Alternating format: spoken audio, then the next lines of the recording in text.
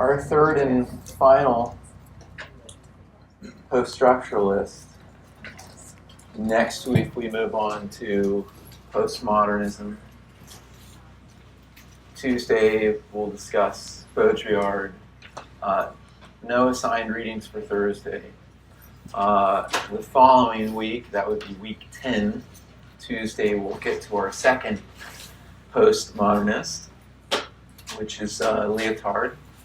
And then lastly, we'll have our first and last globalist, who is Wallerstein. So we're getting to the end of the list here, folks. We're almost there. All right. So again, post-structuralism. Our discussion of post-structuralism began with Foucault, followed by a discussion of Bourdieu. And today, a discussion of the ideas, theory of Edward Said. Edward Said.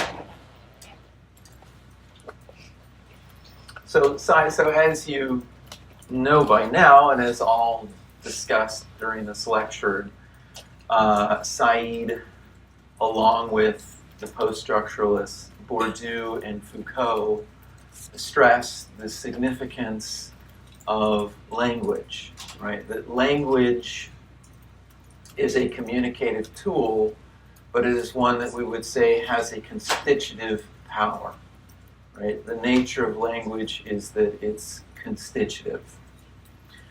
That words have the power to create the reality that they describe. Right? Words have the power to create the reality, or realities, plural, that they describe. So his critique of Orientalism has to do with, it's a critique of the Orientalists that use language, the medium of language, to represent, or more accurately for Said, misrepresent Islam, misrepresent the Middle East, right? So again, it's the power. What is the power of language? It's a symbolic, as we've discussed, it's a symbolic medium. Language is a symbolic medium. So its power is in representation. Said takes issue with the way in which Westerners have represented, or again, more accurately, misrepresented the East. So Said's 1978 publication, Orientalism, marked the birth of post-colonial studies. Maybe you've taken a class or two on the topic of post-colonialism and post-colonial studies. These studies examine the relationship between the colonizer and the colonized, as it is, to stress again, inscribed in language. How whole populations become represented by those who are in positions of power.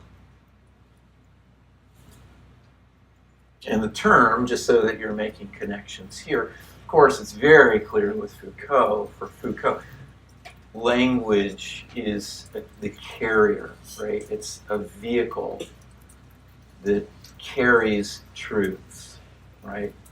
Truths are representations of reality. So for Foucault, discourses, say, carry truths, communicate truths.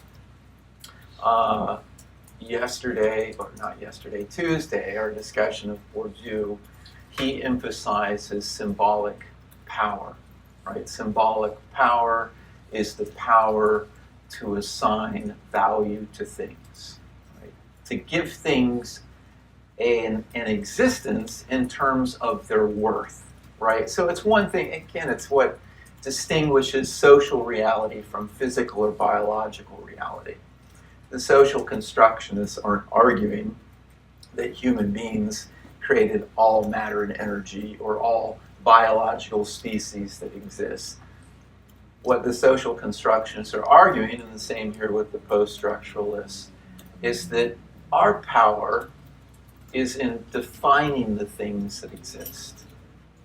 So, sure, the universe precedes our existence, but it's how we define life and the reason, say, for the existence of the universe, right? Said details how Western scientists, philosophers, novelists, poets, and politicians created the reality of the Orient through their writings, through their discourse, right? Through their constructions of the East, or through their constructions of the Orient. So these individuals, those who are Western scientists, the philosophers, the novelists, the poets, the politicians, these are the group of individuals that Said refers to as the professional Orientalists. Oriental discourse, think Foucault, led to the creation of lands and peoples entirely foreign and distinct to the West. So the same Foucaultian thing is going on here. By Foucault, we use the examples of, say, he talked about in the volume 1 of Birth of Sexuality, right, the construction of 4 types of subjectivities. That scientific medical discourse has led to the creation of 4 types of deviant subjectivities. And it's Foucault's argument here in History of Sexuality that the homosexual becomes a social identity. And in the past, homosexuality existed as an act. It's a homosexual act or acts. But with this new medical scientific discourse, homosexuality becomes a species. It becomes an identity. It becomes a type of subjectivity, initially to be condemned, but then later to be celebrated. But nevertheless, a subjectivity. Foucault would say all of this is made possible through the constitutive nature of language to bestow, to create identities. So again, it's very similar here. It's just the target is different, right? The population is different. Said is referring to individuals or subjectivities that are created within the Orient. According to Said, Orientalism is a field of academic study aimed at discovering and understanding all things Oriental, that is, Middle Eastern. In the Christian West, Orientalism is considered to have begun its formal existence in 1312, in the 14th century. It's very similar. Said's project, again, is very Foucaultian, because what Said is trying to show, as Foucault showed, is that there's a bias. There's a bias in these representations, just in the way that there was a bias in the scientific medical representation of deviant sexual subjects, right? That Said, too, is pointing out that these individuals, this is a field of academic study, and it's one that is purportedly designed to identify the truth of the Orient. But Said's charge, his criticism, of course, is this truth is a truth that was constructed by Westerners. It's a truth that had always from the beginning been biased, not really aimed at discovering the truth, but of presenting a picture, a portrayal of the East that furthered Western political and economic cultural aims. It has centered on the study of the geographical, cultural, linguistic, and ethnic character of the Orient. However, this is where we're firmly, there's truth to it, right? I mean, that cuts both ways, that we've become increasingly cynical in our society, but one can argue we've become increasingly cynical for a reason, because of the deception, because of the misinformation or the mistruths, the falsehoods, in other words, that tend to circulate through discourse.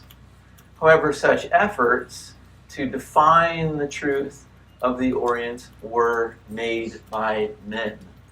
So that, when you read that, that should be very clear. Social constructionism, right? Berger and Luckman's argument that social realities have their origin in human beings, that human beings create social realities. This is a type of social reality, a portrayal, a representation of the East by Westerners. So such efforts to define the truth of the Orient were made by men whose judgments were guided by Western interests. Behind a Marxian idea, behind every idea is an interest. There's no such thing as the value neutral idea. Bourdieu shares this same cynicism. In whose interest is the universal? Right? The idea of the universal serves whom? Always looking for who does this benefit? This idea, better yet, this ideology serves some people more than others. Right? That's how a critical theorist or a conflict theorist views the world in terms of power dynamics. Who is this truth serving? Right? Whose interest is it serving? It's an important, of course, question to ask if you're a sociologist. Islam was understood through Christian eyes, through the biases of Christianity. That Christians have their own prophet. And their own prophet is Jesus Christ. And Islam has its own prophet. The founder of Islam in the 7th century, the Arab prophet Muhammad. While there is nothing especially controversial or reprehensible about such domestications of the exotic, Said writes, they take place between all cultures and all men, after all. But what is important is the limited vocabulary and imagery which imposes itself as a consequence. So the limited vocabulary, the limited imagery, and that this vocabulary, that these descriptions that constitute the reality, the supposed reality of the Orient, have consequences for that population. How that population is treated, say, by Western countries and Western interests.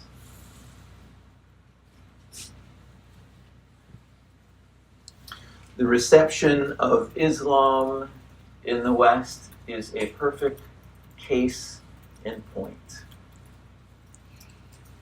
The epithet of impostor was applied to Muhammad. Through Christian eyes, there's only one Son of God, and that Son of God is Jesus Christ. And that was the first and the last prophet. But in the 7th century, current era, or AD, we have another individual of enormous historical influence, Muhammad, who was believed to be illiterate.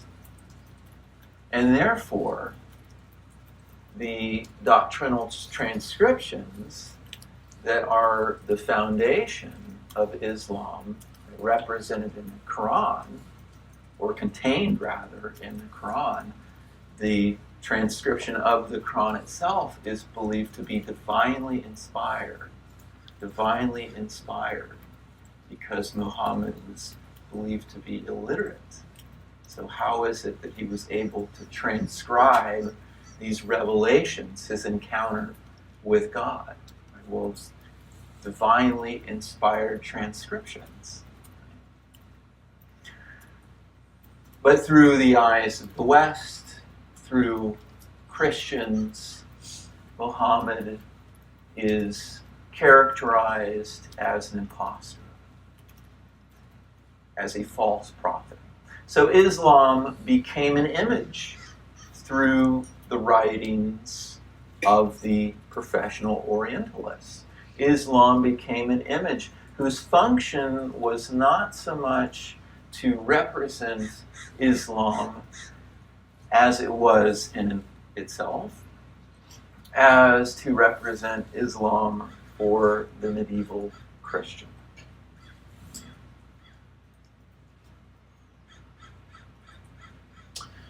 Thus, onto the character of Muhammad in the Middle Ages was heaped a number of attributes.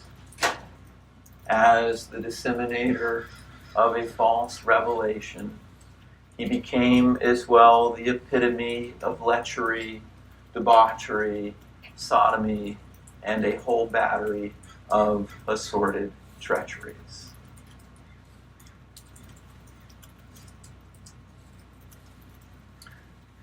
Through this, the Orient acquired representatives and representations.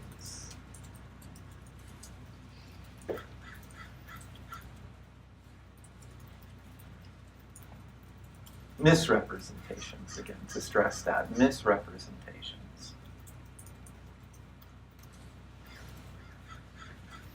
The Orientalist makes his work to be always converting the Orient from something into something else. And that, again, is the power of representation.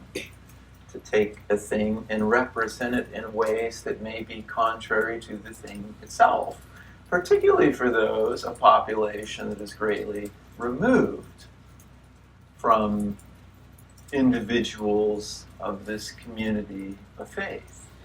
Right? The idea, and this is something that we talk about in social psychology, it's contact hypothesis. The greater the degree of contact between members of the in-group and the out-group, the less likely those individuals of the in-group and the out-group will rely on stereotypes to understand one another. Stereotypes are particularly salient and powerful when interaction between in-group members and out-group members is at a minimum. So the greater the contact, typically, that's why it's called contact hypothesis, the less groups rely on stereotypes or caricatures or exaggerations, misrepresentations of populations. The greater the interaction, the greater the contact, as long as that contact occurs between equals, individuals of relatively equal status, particularly involved in pro-social and cooperative activities, right? The less those individuals feel a need to rely on stereotypes.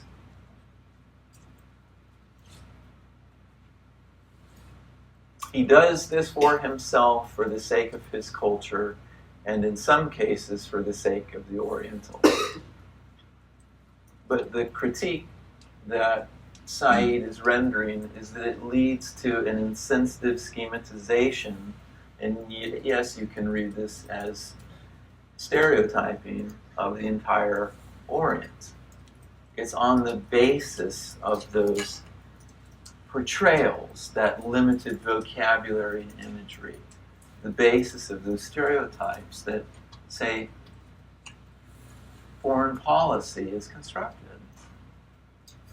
Economic, political policy, which has enormous implications. Consider how the Orient became known in the West since antiquity as its great complementary opposite. The opposite. It's interesting, right? I mean, this is the Abrahamic religions, Judaism, initially Christianity, and Islam. Right? There could be a search for commonalities, there could be a search for similarities as sharing in this religious tradition. But Islam becomes rendered as the opposite. I remember discussing this similar in a sociology of gender class that I taught. You know, in the cultural effort that can be invested in turning men and women into opposites. Moving from there are differences to opposites. You know, and what is the political interest behind that? What is the social, cultural interest into turning two populations that have more in common than different into opposites? These figures of speech associated with the Orient are always opposed and inferior to a European equivalent. So this is where we can see the power dynamic that exists.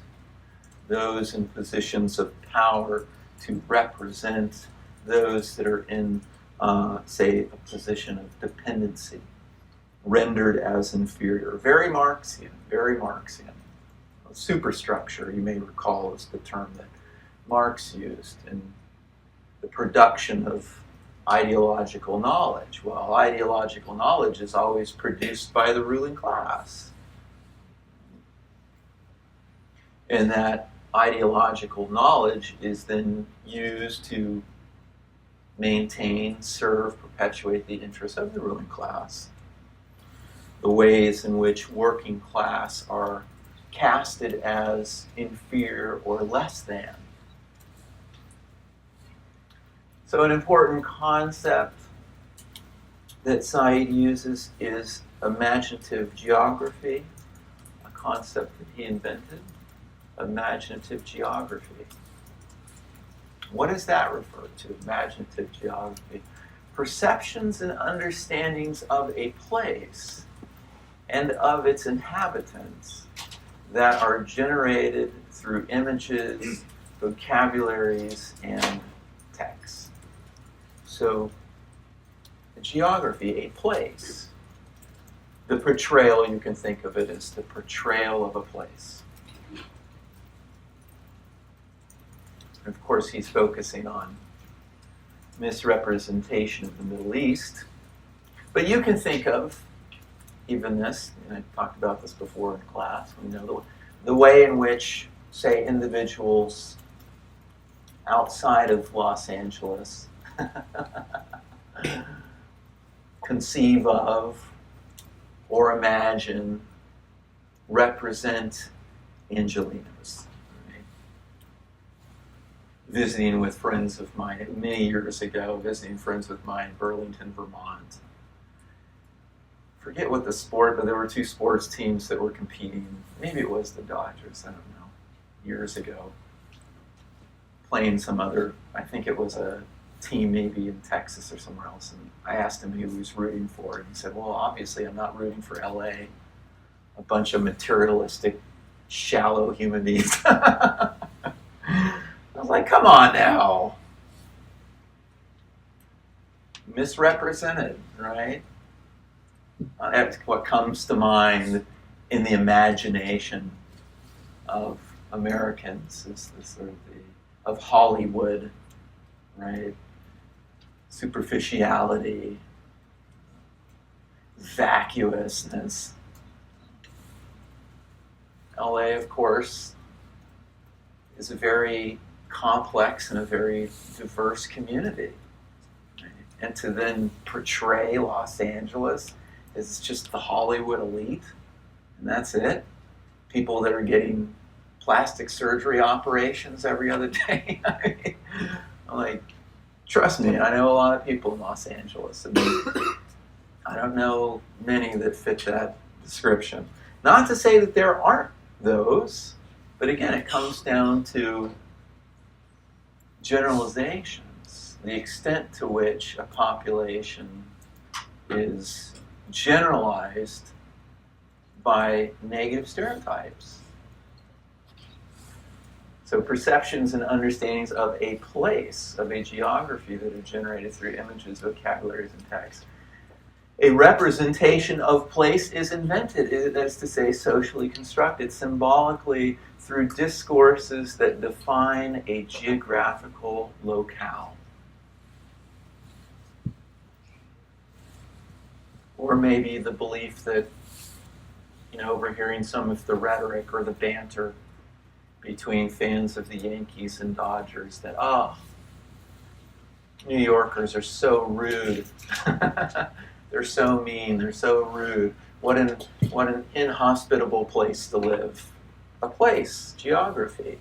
I lived in New York City for 2 years, and it was a blast, and I met a lot of really nice people. So, sure, there's a different pace of life. It's not laid back, casual Southern California. They've got places to be. So, yeah, occasionally they're saying, get out of my way. Imaginative geography of the our land, barbarian land variety does not require that the barbarians acknowledge the distinction. The position of privilege, the position of power, enables professional Orientalists to powerfully represent this population in a way that, say, those that are being represented say, wait a minute, what are you talking about? Your representations of us are inaccurate. It is not enough for us to set up these boundaries in our own minds. They become they accordingly. Their territory, mentality is different from ours. So the creation then of the other, the process of othering, or another sociologist that had a lot of influence, who was a student of Bourdieu, Pierre Bourdieu, is Michel Leconte. No, yes, Lamont. Yeah. Did you get to talk about her work in the discussion section? Michel Lamont, right? Michel Lamont and Loïc Wacquant. Those are the two of his students that took positions here at American universities. Michel Lamont, a lot of work on symbolic boundaries, the construction of symbolic boundaries. So that involves the process of othering. So imaginative geography legitimates a vocabulary, a discourse, particular or peculiar to understanding the Orient.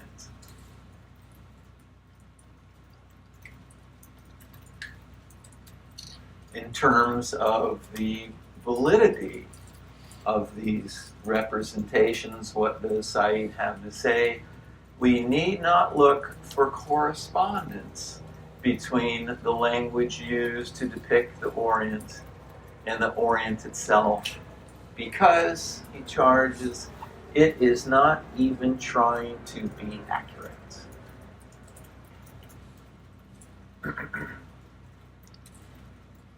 The ways, as Weber would say, not only do we have struggles that take Darwinian struggles that take place, right, between populations, but ideological struggles taking place.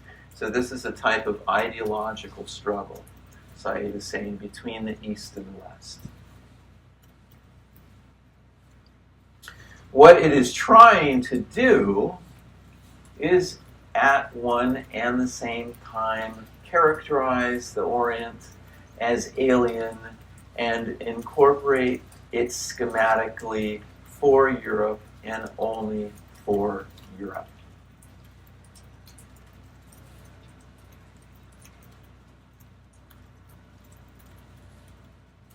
the Orient is reconstructed, reassembled, indeed born out of the Orientalists' efforts.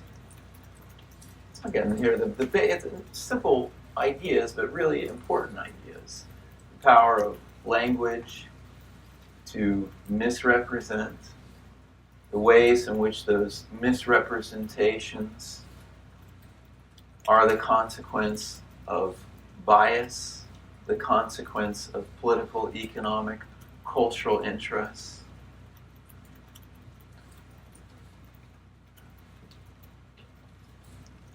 Therefore, the Orientalist practices conversion. The Orient is thus orientalized, a process that not only marks the Orient as the province of the Orientalist, the person who's doing the representation, but also forces the uninitiated Western reader to accept Orientalist codifications as the true Orient.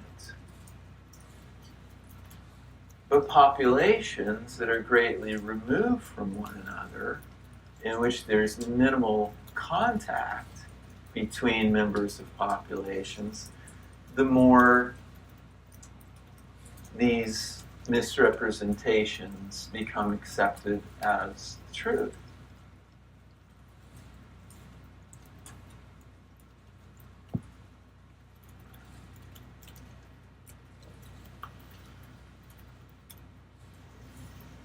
So for Said, then, Orientalism is an instance of hegemony. It's an instance of hegemony in which scholars offer a picture of the Orient, a portrayal of the Orient, and its people that prescribes for them an inferior position relative to the West. Europe's superiority over the Orient becomes a taken for granted truth. The taken for granted is a consequence, as we talked about in the context of Berger and Luckman, of reciprocal typifications.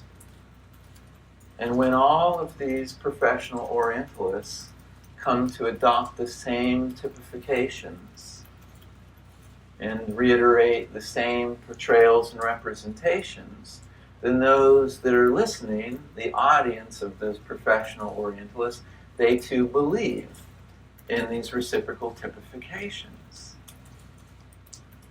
That it's true how the professional Orientalists are representing populations in the Orient.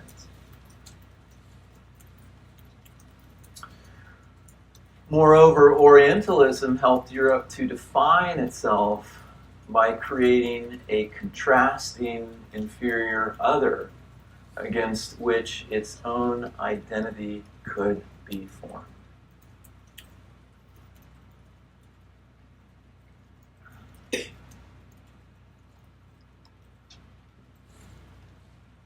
So we can certainly relate this to the work of Foucault, which did inspire Said. The relationship between power and knowledge. The power to define what counts as knowledge. Right? So the methods of archaeology and genealogy, according to Foucault. Excavating the assumptions and the presuppositions.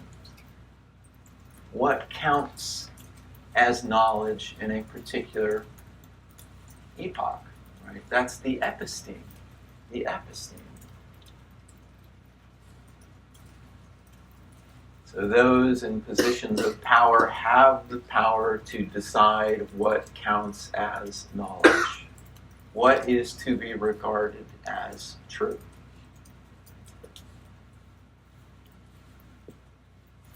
So a world of power and representations shape the treatment of the Orient and its people.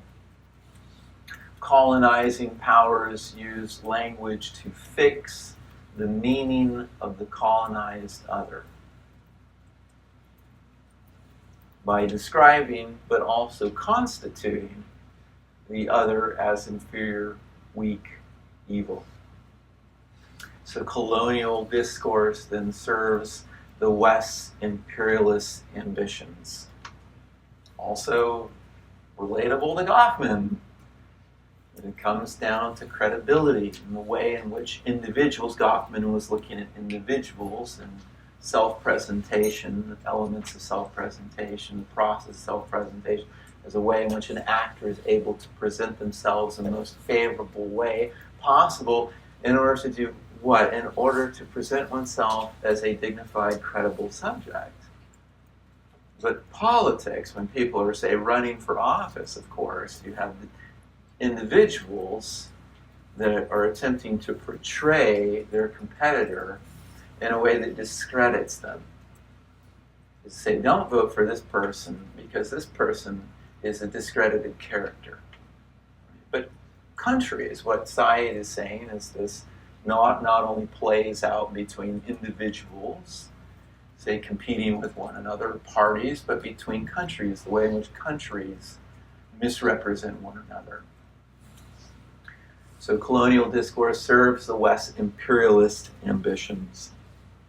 People in the developing world have been defined in Western literary texts and in scientific texts as simultaneously irrational, bloodthirsty, infantile, deceitful, and in need of correct training.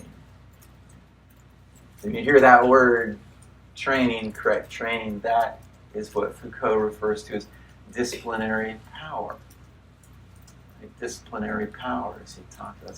It's interesting because I'm teaching the division of labor and society in my 101 class, Durkheim's work, and his discussion of the transition from mechanical societies or traditional societies to organic or modern societies.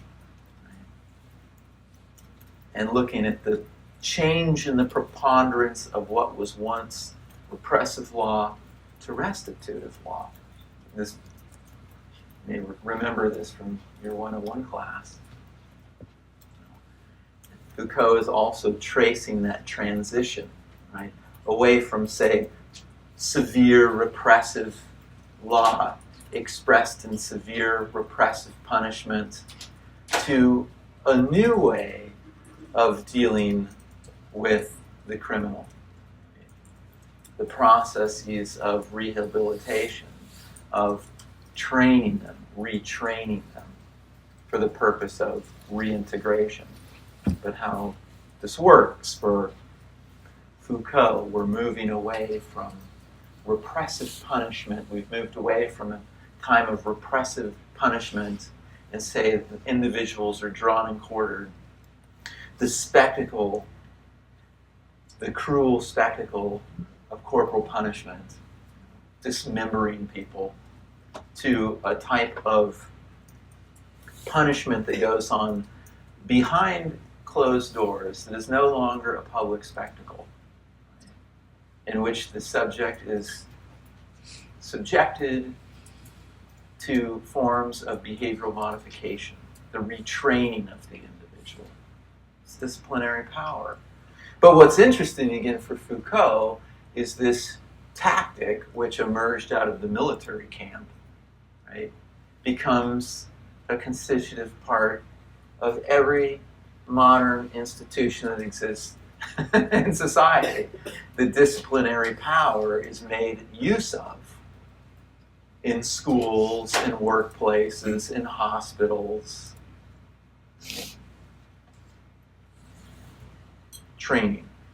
This understanding of the native population allows for repressive tactics for civilizing the savages.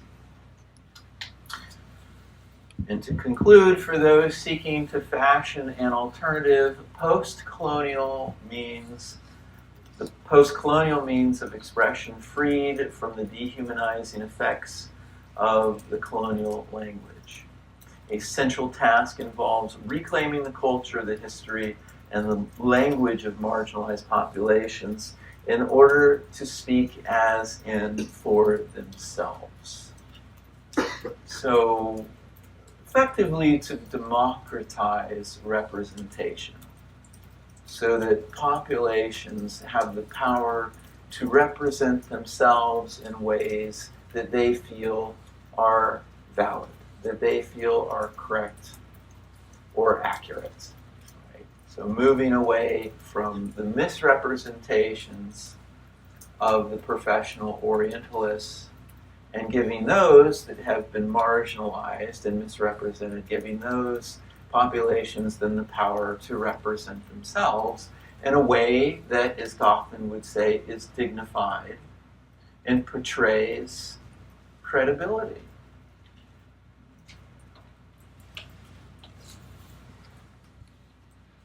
Okay, that was fast. Any questions that you made? There wasn't, really important ideas, but it didn't require quite the unpacking. We didn't have as many concepts, of course, to get through as we did with Foucault or Bourdieu or two other post-structuralists. So that's it for Said. But if you have questions for me, I take it that's a no. You're just like, please let us go. Please let us go. Please let us go. Please let us go. Okay. All right. That's it. I'm done. Okay. All right. I'll upload these slides. And we were just 5